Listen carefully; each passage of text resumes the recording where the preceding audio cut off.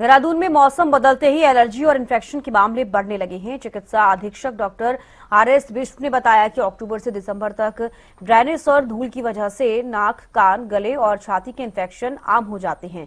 बच्चों में नाक में पपड़ी जमने और नक्सीर के केस बढ़ने लगे हैं। उन्होंने सलाह दी कि बच्चों के कमरे में हीटर ना जलाएं, क्योंकि इससे ड्राइनेस और बढ़ती है। सुबह शाम भाप देना फायदेमंद रहेगा।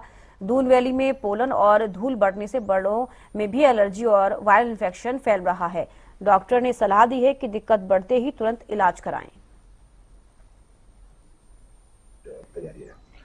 देखिए, जब ये सीजन बदलता है, खासकर से ये वाला जो ये अक्टूबर, नवंबर, दिसंबर वाला है, जब तक बारिश नहीं होती तब तक एलर्जी का सीजन बहुत प्रोमिनेंट रहता है। धूल ज़्यादा हो जाने लग जाती है ड्राई वेदर की वजह से, पोलन ग्रेन्स का नंबर बढ़ जाता है, प्लस ड्राइनेस की वजह से अपने कुछ प्रॉब्लम स्टार्ट हो जाती है।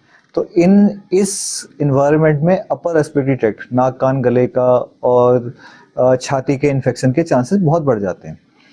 कुछ जो मेन है, बच्चों में अलग सिम्टम्स आते हैं, एडल्ट्स में अलग आते हैं और बुजुर्गों में कुछ और आ जाते हैं।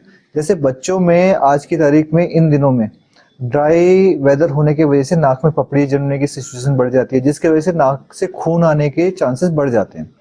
तो अभी ओपीडी में हमारे नाक, बच्चे जो छोटे बच्चे आते हैं, उनके नाक से खून आने का प्रॉब्लम होती है। एक सिचुएशन और इसमें डेवलप होती है कि जैसे जैसे ठंड बढ़ रही है तो हमारे यहाँ हीटर्स चलने लग जाते हैं। तो एक ये मैं एडवाइस करना चाहूँगा सभी पेरेंट्स को कि बच्चों के कमरे में ड्राई हीटर्स ना लगाए जाए। उससे हवा गर्म तो होती है लेकिन ड्राइनेस और बढ़ जाती है, जिसकी वजह से पपड़ियाँ ज़्यादा जमती हैं और ब्लीड उसके बाद ज़्यादा होता है।